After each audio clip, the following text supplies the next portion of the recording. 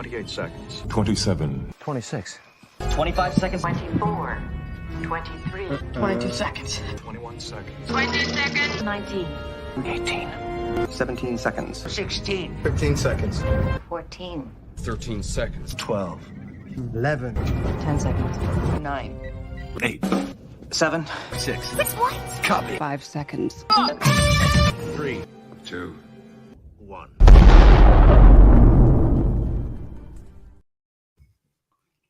Hi, welcome to Subspace Chatter, where we boldly go into discussing various episodes of Star Trek.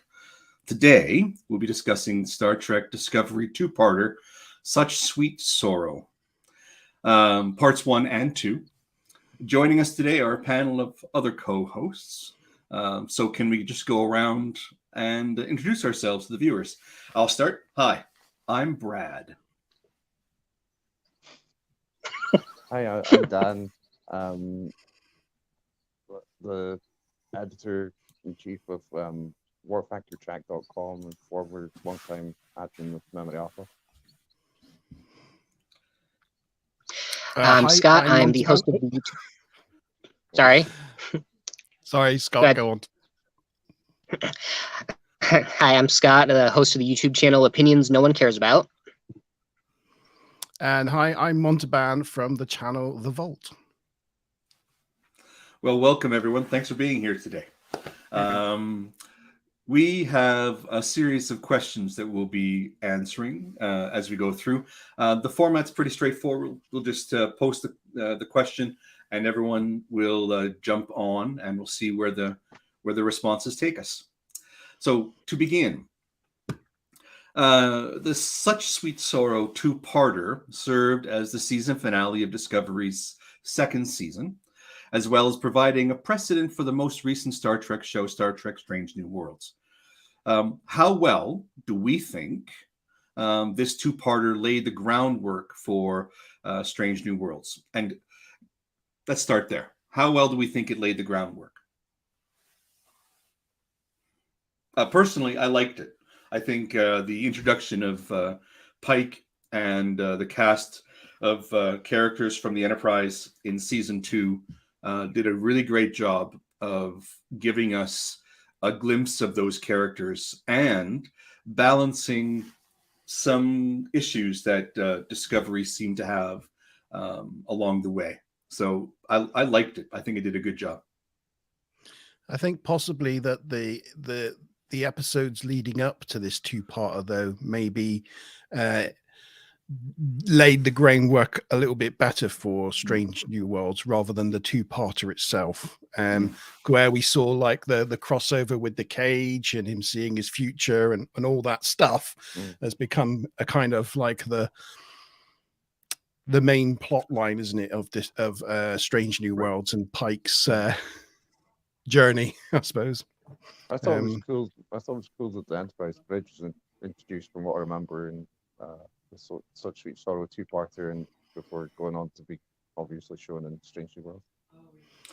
Yeah, it's almost like I would agree with you. If we look at the entirety of season 2, we can see that it did a very good job of. It was almost like a pilot season for Strange New Worlds, because it established those characters and it gave us a glimpse of where they could be going. But I would agree. If you just look beyond the two-parter, yes, everything else that came really helped lay that groundwork. Scott, what do you think? Here, Scott. I think we might have lost Scott again. Oh, is he there? Yeah, I think Scott, you're pretty glitchy, buddy. So you can jump back in when you can. So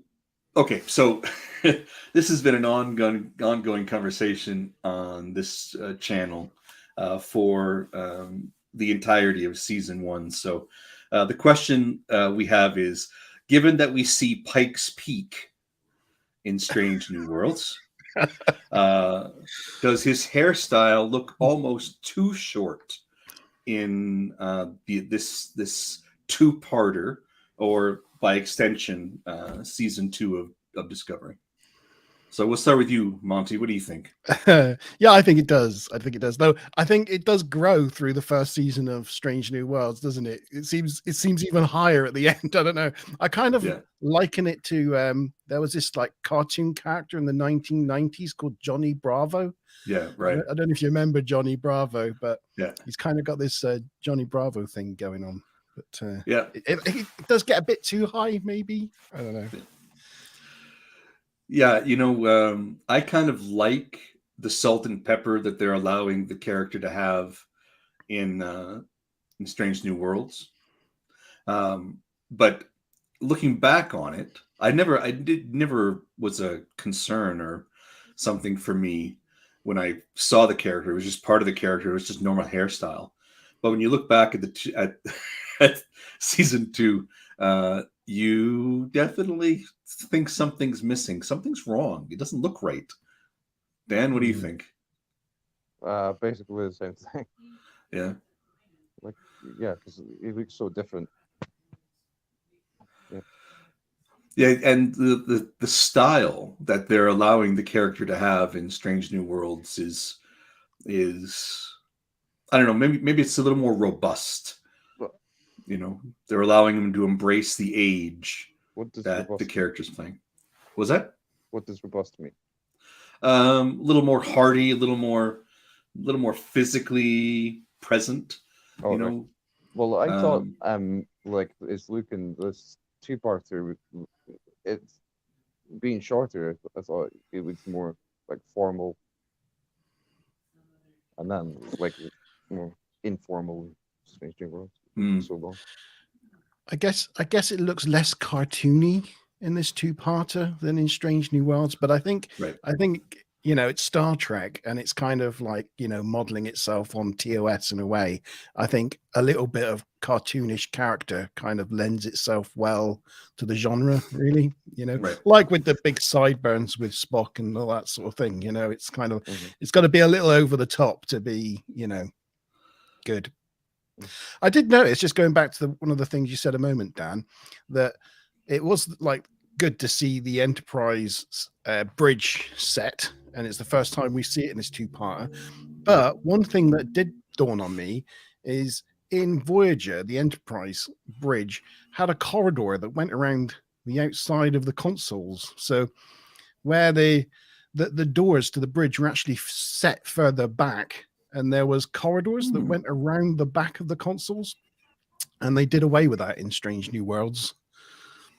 It's just a little thing that I noticed, and also the view screen changed shape, because in this 2-parter it's kind of tapered up like that, so it's like it kind of short at the bottom, tapers up, and then a bit like I think a lot of Discovery view screens are like, but in Strange New Worlds they revert back to the square.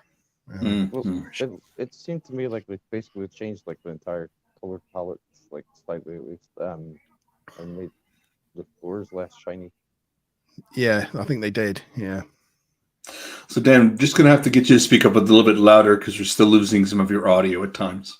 Sorry, it's not possible apart from me going nearer to the mic like that. Okay. All right. All right. No problem. We'll just keep soldiering on then. Do you think this question is dealing with the inclusion of the references for the short trek? So do we think the continuity with the short trek episode Runaway was too obscure? I thought it was a bit obscure, like initially, but then like watching the episode, the Such Sweet Sorrow Part 1, I thought like they really I think introduced it well, and it was still understandable to viewers that hadn't seen that Short Tracks episode, I think. But then like Tilly makes a joke that I realized, like, if you hadn't seen that Short Tracks episode, you're not going to be able to get her joke. So, a bit of both, I think. I forgot I'm on mute. I didn't see the Short Trek thing, so I never really got who that princess / queen woman was. Right. I think I saw one short track about a kind of useless Starfleet officer who was bullied by his commanding officer, and I just thought to myself, "This is trash," and I'm not watching another one. I didn't watch any of them. I didn't, but I didn't realize that missing out on the short tracks that I'd be missing out on plot points. I think that sounds like the Trouble with Edward, which I think was my least favorite short tracks ever. Well, I think that's it. You nailed it, Monty. The idea that you had to, the idea that you had to know or have followed or seen the short trek to understand the reference of an important character in this particular two-parter is not necessarily best forth. It wasn't good to create that link, given that most people probably would not have paid attention to the short trek series. So yeah, it leaves you kind of at a loss. Yeah, too obscure, but maybe any references to the short trek series of episodes would have been too obscure if they popped up randomly in the middle of a show. Yeah. But also, I think they wouldn't have had access to the information about how many viewers were actually watching short tracks, because the whole reason that short tracks was created was that they still needed time to finish off the visual effects on season 2 of Discovery, and that was buying them time, giving viewers content to watch while they were taking the time to do the visual effects. So it was just fodder. It was just filler. I think I often actually think that it might help, planning what's going to come in the future if they actually hold on and wait for viewer numbers. For example, with Strange New Worlds, if they had not shot all of season 2 of Strange New Worlds, or even begun filming, and just waited to see what audience reaction might be to Kirk before then flashing out his character in the second season, perhaps it might help. Yeah, but don't you think that's a bit different, because we already have given the nature of the question we just asked, Kirk is already well established in universe. So people have plenty of source material to rely on. But this character of Poe, since it only occurred in that one episode, or that short trek episode, it just took away from the enjoyment. And even so, I think they did an okay job of representing the character and filling in some of those gaps for people during the episode, but it did kind of unsettle a little bit. Well, I think as well, they were probably going for that would have been one of the incentives that they were paying attention to in the second season of Discovery, because they also did the episode. There's an episode where Burnham and Saru visit Saru's home planet, which had been shown in the short tracks show beforehand. So they're following up in this same season of Discovery. They're following up on that season of short tracks likewise. Okay. Control. Sorry, go ahead, Monty. I was just going to say, I literally assumed that it was some backstory to Tilly's character that was before she was on Discovery or something, that it was someone she knew in a previous life or something. I didn't even think about it. What it was. I think I think that short tracks episode is quite interesting, because from for a lot of the other short tracks episodes, it's quite clearly defined. There's one called Q&A that's clearly the earliest that you see Spock, he's an ensign in it and stuff like that. But with the one with Queen Poe, which was the very first short tracks episode, it's when it's supposed to be set is really you've got no idea. Basically, it's got Tilly talking to her mum by holo communicator at the start of it, but apart from that, there's so little clues when it's supposed to be set. Right. So we're going to jump ahead to Control now, Was Control too powerful? Can I start off by the one issue I had with this, and this is the first time I'd watched this episode since watching it the first time through, like, I don't know, 3 years ago, and that Right. I honestly forgot what Control was. So, like, a lot of these things in this episode, I was like, what was that about again? I just like, they had the recap at the beginning, but there was so much that went on in the recap. I was like, oh yeah, there's all that stuff that went on. What was this season about again? But yeah, that was my first thing about Control. Is I've can't remember what Control was. I know it took over Leyland, didn't it? I think that's his name. A guy, kind of. Yeah, Leland. Yep. Leland of Section 31. Did it take over his body, or did it recreate him, or something? But yes, I can't remember. I can't remember what it was. If you can tell me, enlighten me what that was about again. I'm getting old. No, Control basically was the kind of the intelligence gathering, artificial intelligence of the Federation, and AI. It did some, collection of random and seemingly random bits of data, and was being utilized by Starfleet intelligence, and then it got too big for its britches. Oh yes, that was it. Well, Yes. it was the sphere data from the future or something like that. In fact, it got into the Discovery systems. No, I don't know. Yeah, that's right. Yeah, that's correct. Yeah. Because that's why they couldn't destroy the ship, wasn't it? Because they decided early in part 1 that they were going to set the self-destruct so that Control can't take over the Discovery, get that data, and gain fully sentience.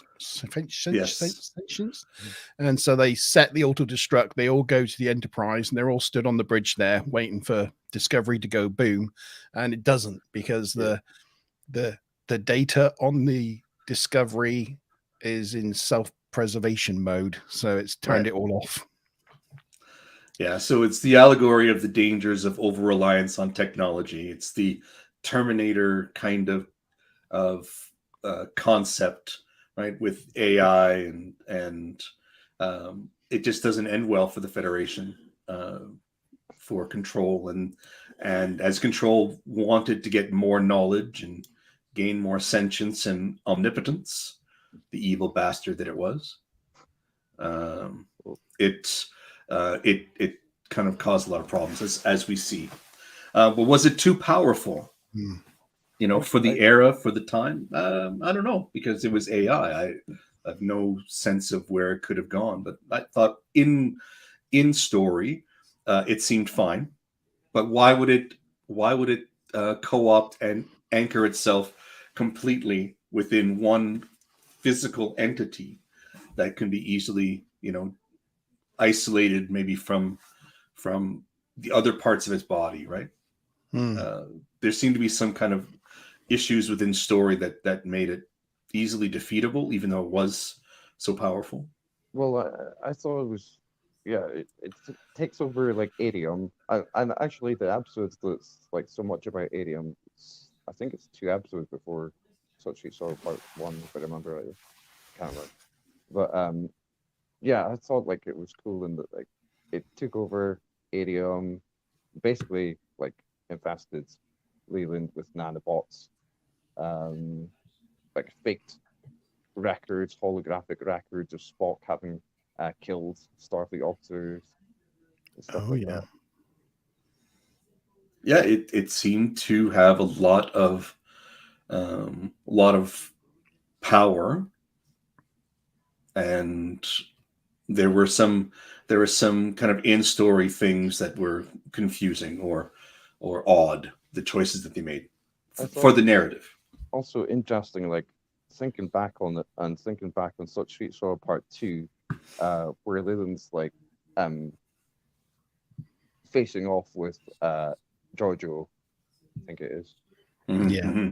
About the numbers of ships, and he's like, "Are you sure that's all we've got?" And then like all these all they divide into so many other ships, basically, or they come out. I thought that was really quite similar to Star Trek Beyond. Yeah, there's a lot of ominence in that short 2-word expression, right? Count again. Yeah. Yeah. It's like, oh, somebody's a little angry. Yeah, Georgia was like, it's we've got like over 200 ships and you've got 30, and then like literally thousands came off these Right. things, like swarms. Yeah, that's right. Yeah. Where And did that- they all come from though? If they had about 100 like fighters and shuttles per Discovery and Enterprise, you just saw hundreds of ships coming out of the Enterprise shuttle bay, and I was thinking, where do they store all those things? Yeah, yeah.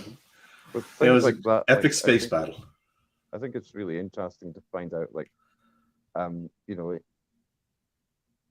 what the visual effects designers and stuff, what like John Eves were intending to have happen, and how like they were, all designed and stuff. But I guess back to your question, I think it was just the right amount of powerfulness. I guess for this type of story, you need a big, powerful baddie for the jeopardy and for the, for the high stakes, high risk storyline. So I think it was fine. I think it was What- made too powerful after like seeing like there's an alternate timeline where like it eradicated apparently like all life in the universe, or the galaxy at least. Yeah. And also, it's kind of like also foreshadowing the first season of Picard, isn't it? Where Yeah, AI in the form of data-like androids are kind of on the march again. Like every time they try to go down the AI route, it all starts going wrong. Yeah, like even the idea of like the the mechanical like tendril things, it's seen in both seasons. well, we are at a cultural crossroads, aren't we? In terms of human evolution, or human cultural evolution, or societal evolution, or civilization. We are relying heavily on mechanization or artificial intelligence and robotics, and more. So I wonder if this is just a common anxiety, a common worry that exists within human culture. Probably during the Industrial Revolution, we had some really great fantasy narratives, right, that have come out of times of transition like that, throughout the last 200 years. So Yeah. it's going to continue to plague our writers and our philosophers for years and years to come. And it just hopefully these questions, the questions of philosophy and and ethics aren't just limited to our television series, and we have some people other than writers cope and figure out the problems and solutions to these problems that we have. Okay, so let's jump into something that's still very much in the realm of fantasy: time travel. So what do we think of the depictions of time travel in this episode, and were they overly complicated? I'd say it's more trapping of science fiction than fantasy. to be Well, fantasy, sci-fi. I apologize. Sci-fi.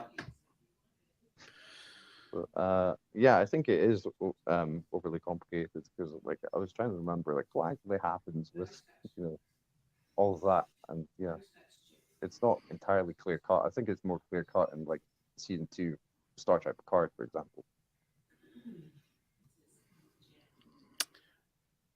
Yeah, I'm trying to think now the differences. I think from a point of view of, it was the time crystal, wasn't it? She got the time crystal and plugged it into the Iron Man type suit, and then could basically zip about in time any a touch of a button, pretty much. So Nailed it. Usually there's some I don't know, some consequences or some difficulties around time travel, but she seems, she's got the cheat code with her suit. But it is an interesting thing, isn't it, that, you know, she's only can get to this point if she goes back and lays the foundation to get to the point. It's kind of like that sort of paradox type thing. But yeah. I think that I actually thought it was a clever story arc, that they were at the end of or near the end of a loop, right? And the implication was that they'd gone through many times, and she'd gone back many times to give another piece of the puzzle, right? And they'd failed a number of times already, and this was the sixth or the sixth. This is the sixth time that she would have had to go back and find another piece of the puzzle to solve the problem, kind of like her mother had been doing, right? All those times trying to change history to make things better. So there's a little nice parallel there. I thought it was an interesting line in this two-parter when they say, like, the Red Angel was both you and your mother. Yes. Yeah, I didn't get that. I didn't get that they were going through this multiple times. So yeah, that does make a lot of sense. Yeah. I did think, though, early on in the season, it's not really to do with this episode, but when she does appear and causes that big flash of red light, it is kind of bends the laws of physics, really, that they can see it at the other side of the quadrant almost straight away. Because, you know, it would taken, you know, I don't know, hundreds of thousands of years for that light to travel that far to reach them. But oh well, whatever. Well, yeah. There are for every two cool things, there's always one other question that pops up that makes you go, what? Okay, so moving forward, when the Discovery crew members are recording their farewell messages to their families and friends, do you think that scene would have been more effective if we'd had more character development for each of the ones that were highlighted in that sequence before kind of in earlier episodes? So did it fall flat? Okay. Sorry, yes, hell yes. I mean, that's my biggest I will state on the record, I want it to be I don't like Discovery. I'm not a fan of Discovery because purely how the characters are written.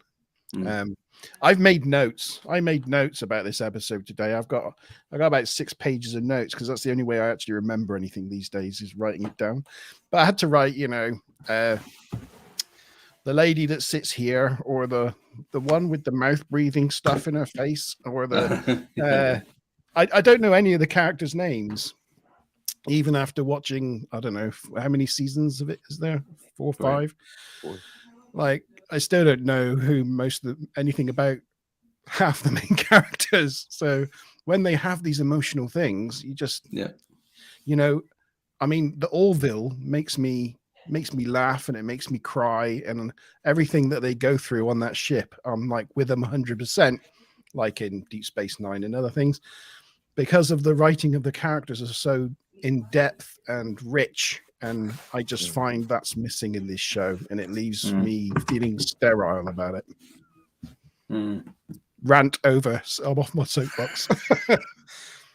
Like, I totally agree with everything you said. I also wondered, like, how they might have done that. Like, if you would have needed to show, like, each of your friends and family. I don't think so. Well, I think the choice that they made to have the characters writing messages is a good or dictating messages. It's not a bad one to establish, the choice. But where they went wrong was that they focused on characters that we hadn't really learned enough about to really sustain that moment, that emotional connection. What they should have done was show more characters, and not just the bridge crew or the people that we've seen from previous episodes that had larger roles, but rather shown like a montage of many different characters having, like, with their uniforms on, implying that all the characters, all the the crew on Discovery were in taking at that moment to say their goodbyes. So if they'd had just a montage of 30, maybe not 30, but more than just the 4 or 5 they did, and just have it just the beginnings of it, dear mom and dad, or dear sister, or dear brother, people are just everywhere saying goodbye to people. Then the emotional connection is there without feeling like we're missing something. Mm.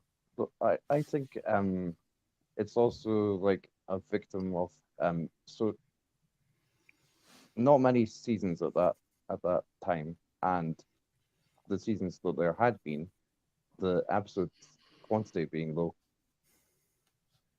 But, like if you compare that to like TOS is like 30 episodes per season or something like that, and then all those like TNG, DS9, Voyager about 20, 22, 26, something like that.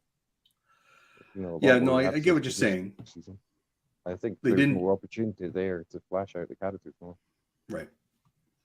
So, but given that the writers and the producers know that, then they should have found another way of crafting that moment that wouldn't have left people a little bit confused or a little bit wanting. Let's see. Oh, was the cliffhanger ending of Such Sweet Sorrow suspenseful enough? Part 1. How did it end again? They're about, Oh, that was they're it, about to yeah. go into battle, yeah. Yeah, I think so. Yeah, I think the two-part is a little lopsided. I don't think that much happened in the first episode. They tried to blow the ship up, they couldn't. They got back. A couple of other things happened. The Queen Poe, as it came on board. Yeah. And then Section 31 arrived, and that was kind of it. And then sort of it all happened in the second part, really. Right. So Yeah, I did feel it was a little, uneven. But I thought the cliffhanger was pretty suspenseful in a way. I thought it wasn't suspenseful enough. I think an indication of that was that you've asked, like, what actually happened? Yeah, I forgot. Where's my But I notes? think, like, if it had been more suspenseful, it probably would have been more memorable. Yeah. It certainly wasn't a Resistance is Futile #1. That's Yeah. That's even like what I was thinking for watching it. It was like likewise, I was like, what actually happens in the end of part 1? And it's like, it's not. It's not. I don't think it's memorable enough. What do you remember from Such Sweet Sorrow Part 2 then? Well, the battle sequence. Okay. Yeah, they had to. The Queen had to fix the device for creating the power, or what it is, and they had to recharge the stone. And the engineer guy got shafted and ended up in sick bay, and his partner came back and said goodbye. It said hello because he was going to leave, and then he wasn't going to leave. Spock and Burnham went off to do the thing whilst explosions were going off everywhere. A torpedo hit the Enterprise saucer section and didn't go off, and that was interesting to see the Enterprise going around with this massive torpedo sticking out of it. I mean, how do you fit that in a torpedo launcher on a ship like that? I mean, it was huge. Yeah. That's true. In terms of the design, right? When you see the external shots, it is a large missile. But when you see it within the room, it's like a needlehead comparatively sticking into that space. So it's a little bit. Size was a little bit off.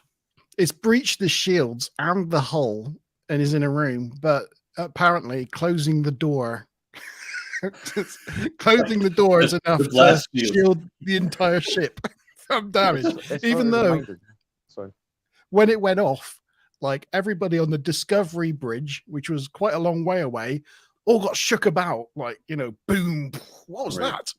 And the captain was like on the other side of the door, and like not even a little bit of hair went out of place. Nothing. Do you think Anyway. that scene would have worked better if after the blast the light faded, right, and you just see a ring of red around his face where he was sunburned?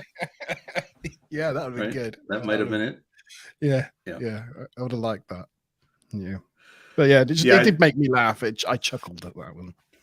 I think I Well, always it just- remember like the results in the Admiral's death, and isn't there an allusion to, because unfortunately I wasn't able to be watched the second episode, the second part before this discussion, but I was trying to remember what happens, and isn't there an allusion between like Burnham and Spock, to Spock later meeting Kirk, something like that? I don't remember that. Oh, okay.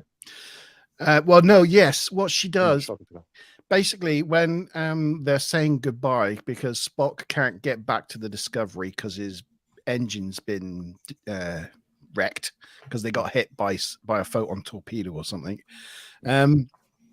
He's like, well, how am I going to carry on without you? Because you've held me together all these years, and I'm nothing without you, type thing. Yeah. And Burnham's like, well, this is my last piece of advice to you, but go out there, and there are other individuals out there in the cosmos who will help define the rest of your life. Meaning, you'll go out and find yourself a Kirk one day, and you'll be happy. Mhm.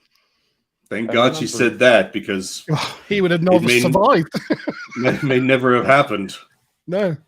I remember know? thinking like the time travel visual effects were really quite cool with all the sparks while she's flying through time with her Red Angel suit. I thought that was pretty cool. Yeah, it's kind of like she was flying through sparklers, So, yeah. So the second episode featured the Dot 7 drones.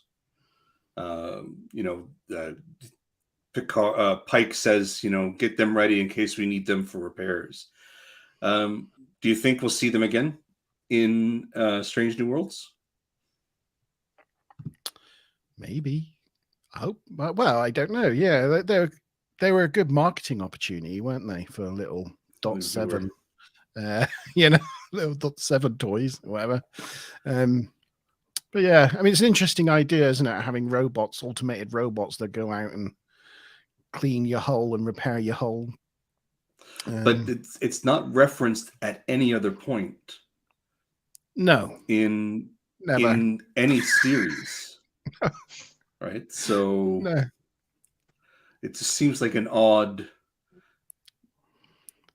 There's bit. there's some tying off things at the end of this episode, isn't there? Where they're being interrogated by Starfleet, I guess, and Right. they're like, oh, the Discovery was blown up, and they're like, fine, well, you're never allowed to talk about it ever again.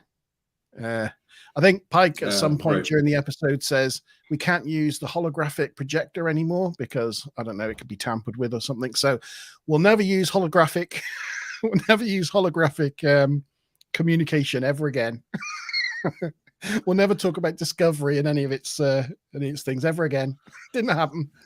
And Spock says, "My mother and father will never mention Michael's name in public around others again." And it's like, and I guess all the families they said goodbye to, all the families that knew they were on the Discovery, and that all those families will never talk about it ever again. here we go. Well, yeah, it's made classified, but you'd see the alien culture in the first episode of Strange New Worlds, and they've clearly been able to view it with a telescope, apparently. Yeah, it's like what's the captain? Well, Saru. What's his race called? I mean, Kelpian. the Discovery was heavily involved in the Kelpians' uprising and becoming a force. They're all not allowed to talk about Discovery ever again. That's I don't know. true. It just seems like I don't know. It seems a bit of a optimistic endeavor. It never happened. I thought it's cool that you get to see the Enterprise in the space dock or dry dock at the end of that. I always like those sequences. I noticed one little change to the Enterprise from this episode to Strange New Worlds is the Enterprise got all those little windows around the saucer section, like the windows you see in Captain Pike's like ready room or quarters or whatever it is. It didn't have those in this, it just had the little dots around like the edge, around the flat side, didn't have those like edge windows. It's just one change they decided to make between this and Strange New Worlds, I guess. Well, I know that when they designed the Enterprise for its appearance in Discovery, like they deliberately imagined that it would go through multiple refits before TOS, and like that's what you see like in the first episode of Strange New Worlds, like they refer to it having gone through a refit. Yeah, they've done some upgrades. I do think though it's one of my favorite looking Starship Enterprises. I absolutely love the thing. I just love it. Hey, I'd be pretty ticked if I was Kirk and I inherited the Enterprise, and they cut my crew quarters down to a shoebox compared to what it was originally. I mean, come on, he's got a full kitchen in there, and he's got even a fireplace. Yeah, I mean, wow. These ships are a lot bigger, though, aren't they? They've been reimagined a lot bigger than the original TOS and the original ships. For whatever reason, they just decided they need to be bigger. And the Discovery looks massive next to the Enterprise as well. I don't realize how big the Discovery is. I mean, it's not so big that the turbo lift going through it would seem like a massive cavern. But yeah, there it is. Look, there it is. Look them side by side. But yeah, look at the size of it. It's so long.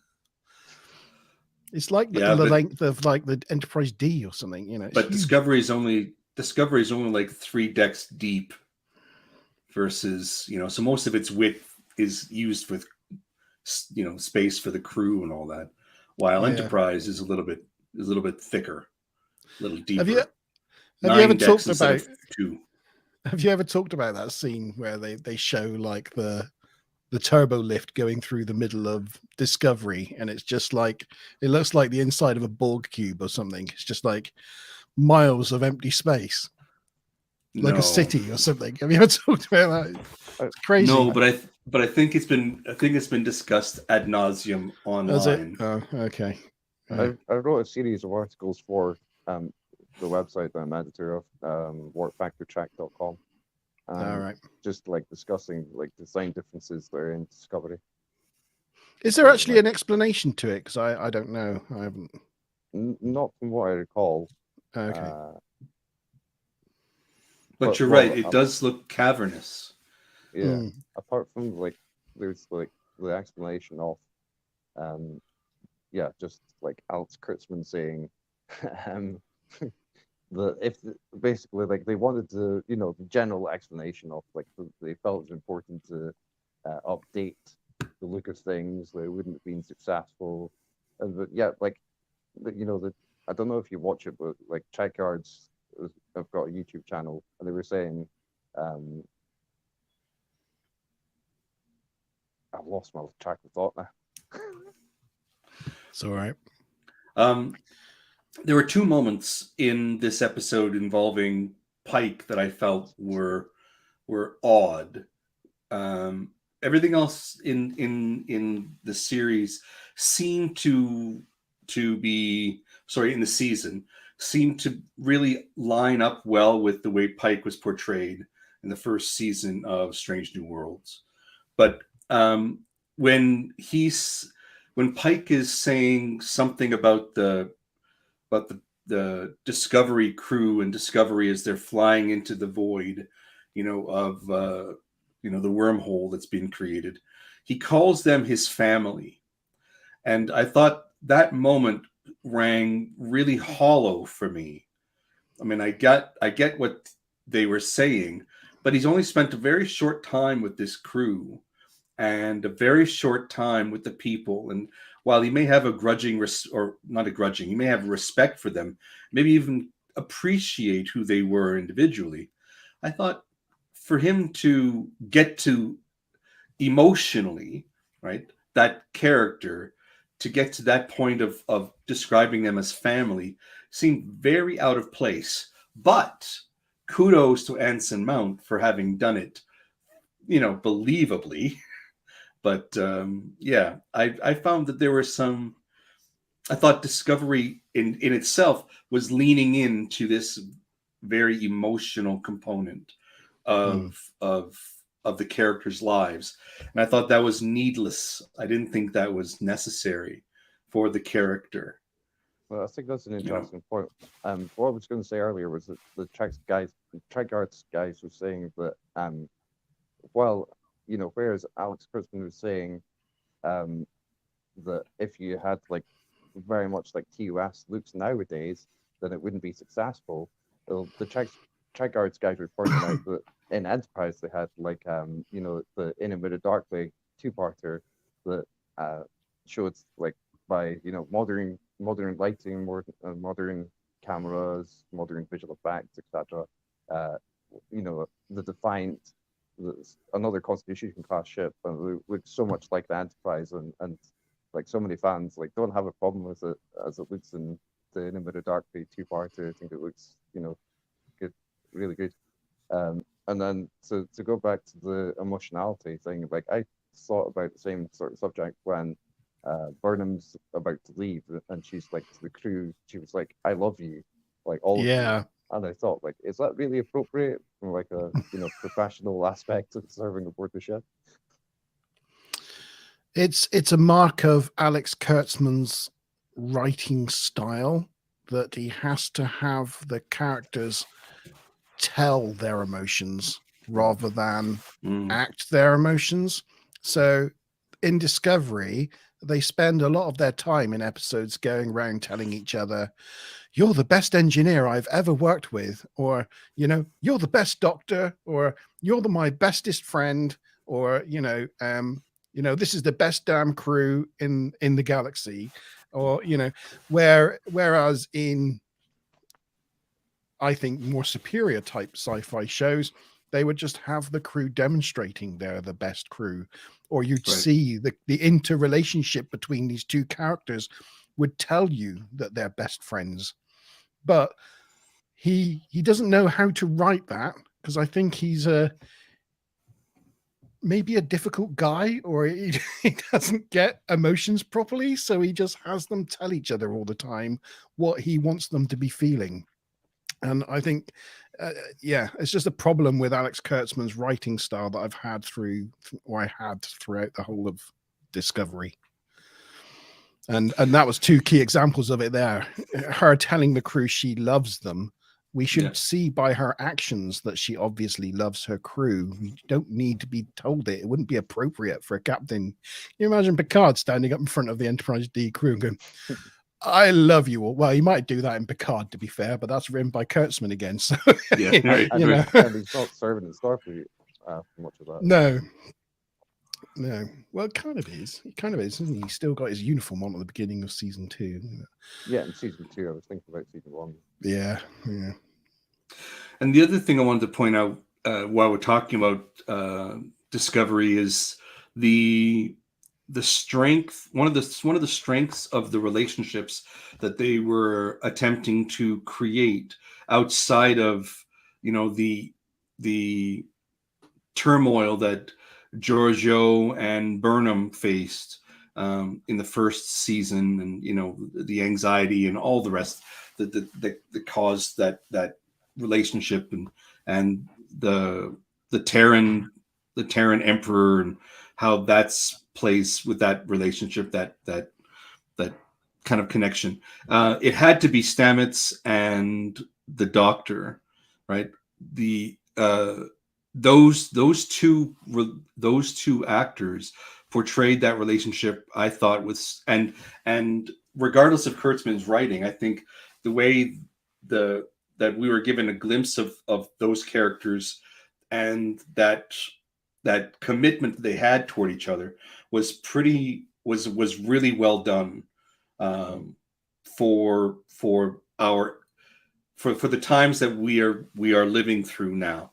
It normalized that relationship, and it didn't make it anything other than what it was, which is two people committed to each other, wrestling with their struggles, and let's go on with life. I thought that was a really nice component of those seasons, and it made that moment in this two-parter where we see the Doctor fighting to save the life of his partner, and the things that he says even more heart-wrenching, because he's doing and he's showing as well as saying, but he doesn't actually come out, as you said, right? He doesn't actually come out and say, gosh darn it, I love you, right? He implies it with the words and his actions and the acting of it. It's pretty clear what's going on. And I thought those were kind of the contrasting moments. In one, you have like doesn't seem to fit, and the other, it's like really connected well. Yeah, I think you're right there, and I think it is an interesting relationship, isn't it? Because if I remember rightly, he died, didn't he? But somehow the mushrooms gave him back, brought him back to life, or recreated him. He got recreated in Mushroom World or something. I don't know. And he goes through a rebirth, and this whole notion of change was an early exploration of identity and what does it mean when you are changing, or you've had yourself changed, and how does that affect your relationships, and how does that affect your even sense of self? And it was. I thought what they do in with the engineer in the Such Sweet Sorrow two-parter was an interesting mirror for when Culber died, which you don't see till like Discovery season 3, I guess, but they talked quite a bit about it from what I remember. So that brings us close to the end, gentlemen. Is there anything else that we wanted to toss out as a possible conversation point? I was going to just mention these Saru's people, Kelpians, how they very quickly have gone from farmers to suddenly having their own combat vessels and getting from wherever they are based in the galaxy to there and be combat pilot warriors all in like super quick time. It's like, where did that come from? His sister, who was like, I don't know, just like, some sort of farmer or whatever it was they were before. Yeah, she was quite a pacifist. She was quite a pacifist. Yeah, and now she's a combat warrior pilot. It reminded me a bit like Battlefield Earth, where those like the humans find the jump jet Harriers and fight the aliens off with them. It just seemed to come out of nowhere. Like, what? Yeah, there were a few in-story things that were odd, for sure. Aren't they fighting the Ba'u? I don't know. Okay. I can remember, I'm pretty sure it's the Ba'u fighters. Was it Ba'u fighters, was it? Is that what it was? Yeah. Right. Yeah. But still... Yeah, but still, because it wasn't any more than like 12 hours earlier, right? That they sent off their messages of goodbye and farewell. How quickly did she get it? How quickly did she digest it and then make a plan and gather her resources and make her way, with these little fighters were they warp capable? I mean, if they were, those are some pretty powerful little ships. Yeah. So, okay. So let's just bring an end to our conversation here with this question: how many rank pips out of 5 would you give this two-parter? Wow. In general, in the whole of Star Trek, or as a Discovery episode? Just in general, these two. Right. Okay. I'd give it. Hello. Sorry. Oh, hi to Vonna. Yeah. Hiya. Tavana, there's one of my co-hosts for my Wednesday evening TNG review show. So hiya Tavana. All right. I'd give it 2. 2 out of 5. Mm. Okay. All right. I'd probably give it a 3 out of 5 myself, just because I liked the way they dealt with the relationship between Stamets and his partner. And you got to love a good battle scene, even though it was weird. Yeah, I really like the battle scenes as well. I think I'd give it a 4.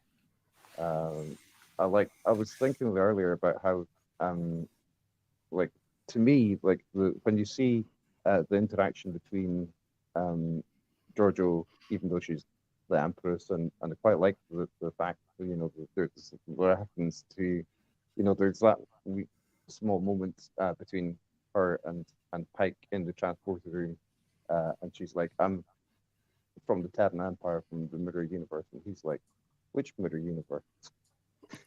Yes, right. Right. There were some moments there that Pike was allowed to show the qualities that you know of the character that are really favored by the fans in Strange New Worlds, right? And yeah, I think quite a bit of the future that he's aware of, and like, and obviously, like, fans will remember that he's aware of, like, his own future, his ends up in the wheelchair and stuff like that. But also, like, I realized, well, recently, like, he's aware of not only now that Mirror Universe, but also, like, what the Romulans look like from the end of Strange New Worlds as another example of that sort of thing. It's like he's building up more and more knowledge. Yeah. Yeah. I quite like as well that L'Rell and the Klingons come back. And I was trying to remember, I think it's right that this is the first time you see the D7 actually in action. So, yeah. Well, yeah, there were some nice kind of wrap up moments that also hinted or also gave us a taste of what the TOS universe held in store, right? Mm-hmm. That era. So there were some nice pieces for sure, but they were secondary to the main plot, right? They were there to visually stimulate, visually appeal, but they weren't necessarily a core aspect of the storyline, where the gaps were. But talking about overpowered, we were talking about control, where the control was overpowered earlier. But what about a Klingon cleave ship? Yeah. Because that thing just sailed on right through the whole of Section 31's Armada and completely wiped them all out. And it's like, you got the LF thinking, how did the Federation ever win the war with these guys? Yeah. Those ships were something else, right? They were brutal, huge, and that cleave ship, it dwarfed everything else that was in the battle. Overpowered, absolutely. It was massive. It was like the size of a Borg cube in mass. It was just like this massive thing. It was like, wow, they had that back then. Right. Yeah. Tavona asks whether Pike knew that he would be only knew that he'd be injured, or also that he'd end up on Talos. But I think his vision shows like himself, and he sees himself in the wheelchair.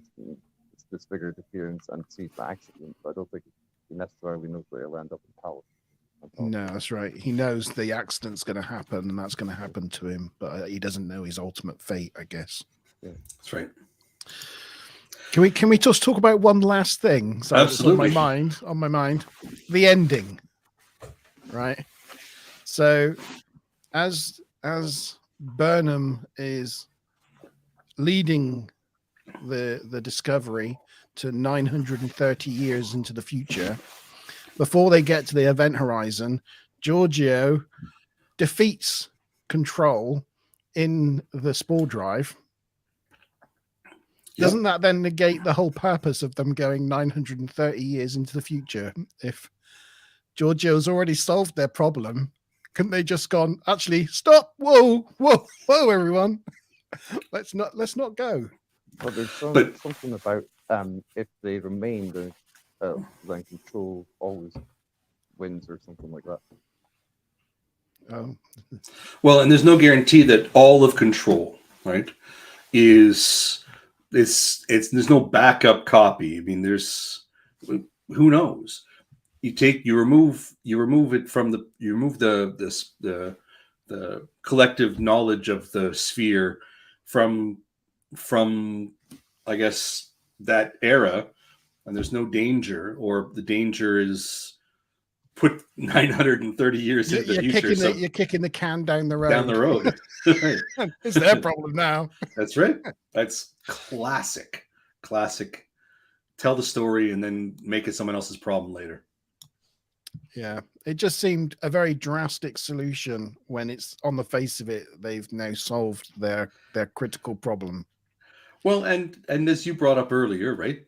Discovery, every episode or every series has had to face the next big bad, and Discovery's done a very good job of painting or having the next big bad. But I'm not sure where else they can go with the next big bad, and staying canon as well, as roughly as they did. But even though they're 900 years into the future, I mean, there's just. I don't know what else you can do except go to the galactic rim, for the next big thing. Well, on that note, I want to say thank you to the panelists for the discussion today. Thanks, guys. We hope you, our viewers, have enjoyed it. Let us know in the comments section what you thought about this Discovery two-parter. And please don't forget to subscribe and like and share. And we'll see you next time. Parting is such sweet sorrow, but